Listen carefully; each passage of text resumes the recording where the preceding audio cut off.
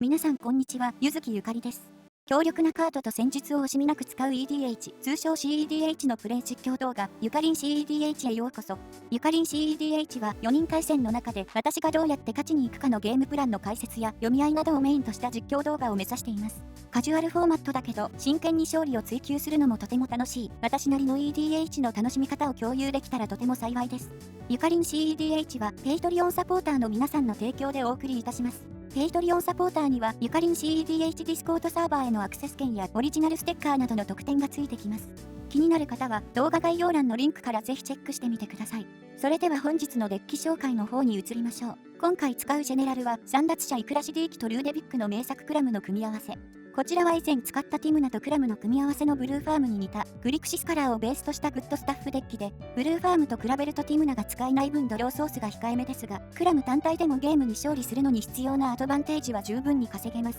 さらに、ミトリにアクセスできるため、選別の儀式や突然の追尾、暗殺者の戦利品などの強力な除去札による対応力の高さだったり、隣作から出現領域を持ってくることで本来なら不可能なタイミングでのコンボを狙えたりと、ブルーファームにはない強みがあります。他にも出番は少ないですが、イクラシディーキのライフ回復を活用して中長期戦で50以上のライフからのムカつきを狙えたりもします。今回使うデッキはグスタフさんのリストを参考にしました。グスタフさんのリストにはメジャーな勝ち筋に加えてボーラスの城塞も採用されています。城塞はムカつきや深淵への覗き込みと比べると途中で止まってしまう可能性がある代わりに、白鳥の歌や唱え損ねなどの打ち消し呪文に引っかからないのが長所です。また、城塞とのコンボで使う師範の占い駒をより活用するために総裁を採用しているのも特徴です。総裁は師範の占い駒との相性はもちろん、相手の動きに反応してドローができるクラムやリスティックの研究などとの相性も抜群で、このデッキが得意とする中速のリソース戦をさらに強化してくれます。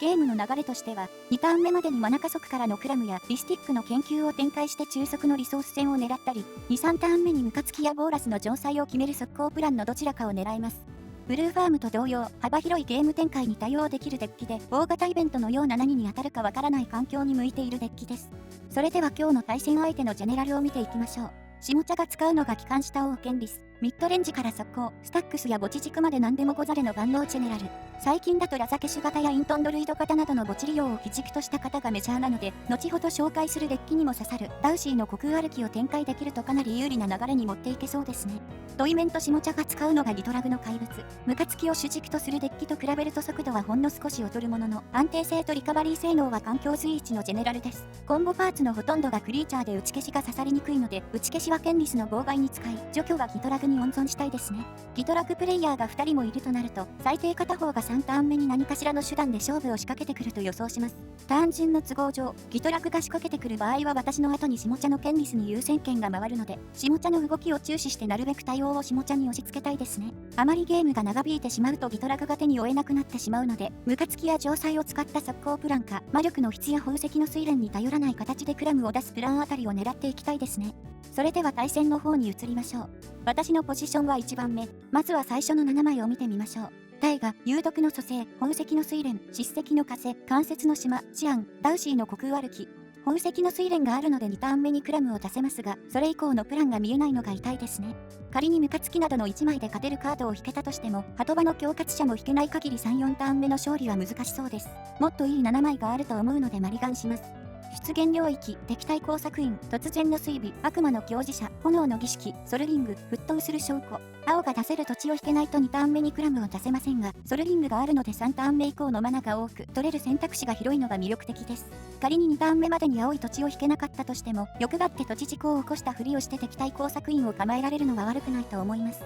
例えば、ケンリスの1ターン目マナクリーチャーから2ターン目のアップキープにチューターを使う流れに対して敵対工作員でムカつきを奪い、3ターン目に色拘束を無視して唱えたり、ギトラクが共鳴者を探しに行くところに敵対工作員を合わせてダウシーの虚空歩きを奪い、相手にさらなる対応札を要求する流れも強そうです。万が一青い土地を引けなくても割と強い動きができそうなのでキープします。ドイメンが6枚、上茶と下茶が7枚キープでスタート。対戦よろしくお願いします。私のターン、ドローは激しい叱石。ここは予定通り沸騰する証拠からバッドランドをフェッチ。そしてソルリングを出してからこう、下茶にターンを回します。下茶のターン。下茶は私を対象にギタクシア派の調査をキャスト。私の手札を確認してからワンドロー。そして霧深き雨林をセットランドしてからトロピーをフェッチ。極楽鳥をキャストしてから睡蓮の花びら。さらに睡蓮の花びらからマナを生成し、東屋のエルフをキャストしてからターンを終了。土井面にターンが回ります。土井面のターン。沼をセットランドしてからエルビッシュスピリット街道を追放して追加マナを生成。悪魔の教師者をキャストし宝石の睡蓮をサーチ。そのまま宝石の睡蓮をプレイしてから5。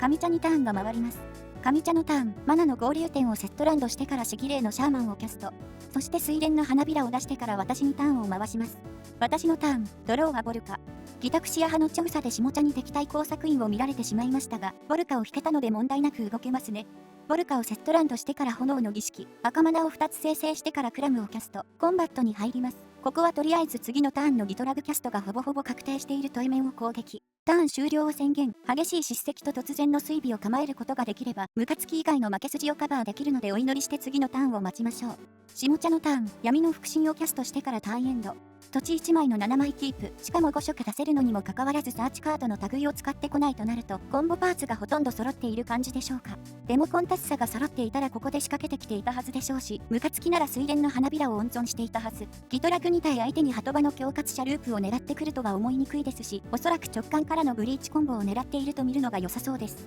となるとこちらの敵対工作員がスタックに乗った上から直感で動きたいと思うので、敵対工作員のことは黙っていてくれそうです。土井面のターン、育成低探知をセットランドしてからギトラグをキャスト。ギトラグの効果でレイクオブザデッドを追加セット。コストで沼を生贄にしてギトラグでワンドロー。後続の動きはなしでターン終了を宣言。上茶にターンが回ります。上茶のターン、マナクリプトを出してから魔力の筆をキャスト。2回目のキャストでクラムの効果が誘発。樹木しげる36をドロー。お次はシギレイのシャーマンの効果で土井面の沼を追放してからギトラグをキャスト。上茶は霧深き雨林をセットランドしてから効果を起動。フェッチする前にギトラグでワンドロー。ライブラリーからバユーをプレイしてからガイア溶卵の血を追加セット。ガイア溶卵の血から緑にマナ出してからバユーを対象にハンモをキャスト。そして悪魔の教示者をキャスト。ライブラリーからカードを1枚手札に加えてからターン終了を宣言。次のターンにダクムーアループかムカつきのどちらかで仕掛けてくるのは確定ですね。私にターンが回ります。私のターン、ドローは暗殺者の戦利品。突然の追尾だと確実にギトラグを止められないので心細かったですが、ギトラグ本体を処理できる暗殺者の戦利品を引けたのは嬉しいですね。しかし、悪魔の教示者でサーチしたのがムカつきだった場合は、下茶の対応次第になってしまうので心配です。まずは樹木しげる36をセットランドしてからバユーをフェッチ。悪魔の教示者でムカつきを持ってきて次のターンに仕掛けたいところですが、そうすると敵対工作員しか構えられないのでここは我慢します。クラムで上茶のライフを削ってもいいのですが、ここはライフを守るふりをして相手にムカつきを警戒させます。何も展開しないでターンを終了。下茶にターンを回します。下茶のターン、闇の腹心の効果でライブラリトップから蒸気の連鎖を公開。ライフを1点失い、蒸気の連鎖を手札に加えてからドロー。吹きさらしの荒野をセットランドしてからターンを終了。フェッチランドを起動しないのがギトラグに怪しく見えないかが心配です。土井面のターン、アップキープのギトラグの効果にスタックして育成低探知をタップして黒マナを生成。そしてギトラグの1コストで育成低探知を生贄にワンドロー。さらにアップキープ中に汚れた契約をキャスト。欲しいカードが見つかるまでライブラリトップからカードを追放していきます。ガイア溶卵の地、関節の森、首絞め、バザーオブバグダッド、浄土からの生命、エルフの神秘化、陰謀団のピット、ハンモ、黄昏のぬかるみ、無限に巡るもの裏目、水晶鉱脈、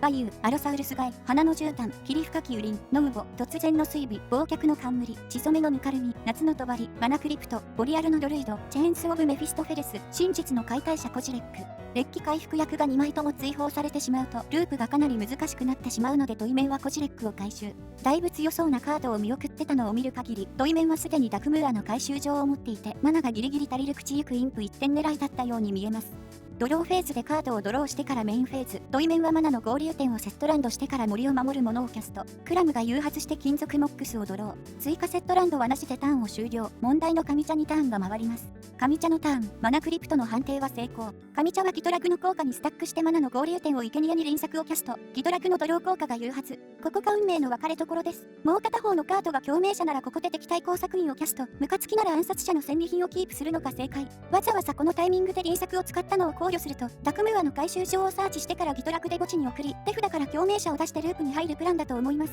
敵対工作員をキャスト。もし上茶かムカつきも持っていたら、残りは全部下茶に任せます。敵対工作員に対応して下茶が吹きさらしの荒野を起動。タイガをライブラリーからプレイ。そして3マナで直感をキャスト、やっぱり持っていましたね。対象はトイメンで、死の国からの脱出、ライオンの瞳のダイヤモンド、セビンの再利用を公開。トイメンは死の国からの脱出を選び、下茶の手札に加えて残りの2枚は墓地送り。さらに下茶は吸血の強磁者をキャスト、クラムの効果が誘発してワンドロー。きたきたきたきたきたきた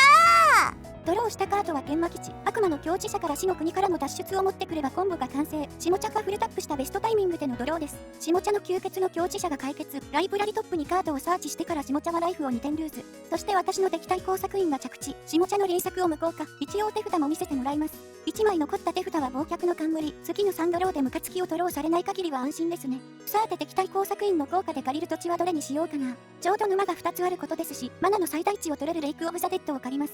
ギトラクの効果にスタックが戻り、上茶は対応してガイア溶卵の血をタップして2マナ生成。ギトラクの1コストでガイア溶卵の血を生贄にワンドロー。そしてウィサ緑2マナとマナクリプトを使い魔力の質をアンタップ。ドローフェースに入りワンドロー。メインフェースに入り風変わりな果樹園と汚染された三角巣をセットランドしてからターン終了を宣言。ブリーチ研磨の途中で指揮霊のシャーマンにタッサの信託者を追放されてしまうと困るので、エンドフェースに激しい叱責をキャスト。出た時の効果で師範の占い駒をドロー。次のエンドフェースまで全てのクリーチャーの効果を無効化します。私のターン、ドローは宝石の睡蓮。まずはメインフェースに入りバッドランドから赤マナを生成。レイクオブザデッドをセットランドしてバッドランドを生贄に捧げます。金属モックスをキャストして暗殺者の戦利品を刻印。お次は悪魔の強磁者をキャスト。ライブラリーから手札に加えるのは死の国からの脱出。直感でコンボパーツを揃えた下茶より先に勝負を仕掛けます。早速サーチしてきた死の国からの脱出をキャスト。私の墓地のカードすべてに脱出を付与します。まずは慌てつレイクオブザデッドで黒マナを4つ生成してから悪魔の強磁者を脱出。ダメ押しの否定の契約を手札に加えます。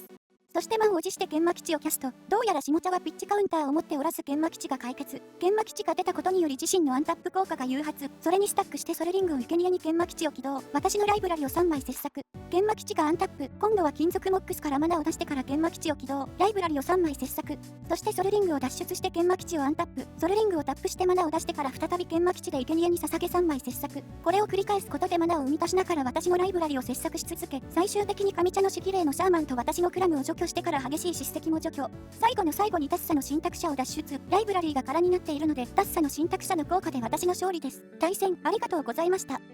ムカつきを通されるリスクはありましたが、いいタイミングで上茶が仕掛けてきてくれて、うまく下茶のアクションを釣ってから自分のターンにつなげることができましたね。通常なら敵対工作員のようなカードは、ギタクシア派のチョウサなどで見られてしまうと強さが薄れてしまいますが、敵対工作員を持っていることが卓全体に情報共有されなかった場合は、どうしても使いたいサーチカードを握っているはずなので、自分のターンの直前に敵対工作員を出すことで、相手にスタックしてサーチカードを使うか、妨害用のマナをキープするかの2択を仕掛けることができるのは覚えておきましょう。今回の試合の決め手になった研磨基地ですが、思考停止と比べた場合、死の国からの脱出プラス研磨基地だけでは直接的なフィニッシュ手段にならないものの、指導に使えるアーティファクトの幅が広いのが個人的に評価が高く、最近はブリーチコンボを使うデッキで追加で採用しています。また、試合の最後にちょっとだけ活躍した激しい叱責も個人的に評価が高いカードで、打ち消し呪文で対処するのが難しいハトバの恐喝者ループや、マルコム光スノのようなコンボの対処にも使えますし、スタックスクリーチャーとプロテクションクリーチャーを並べて手のつけようがなくなったウィノータに対してワンチャンスを生み出せるのは2マナにしては破格の性能。しかもおまけでワンドローまでついてくるのでカード損失はゼロ。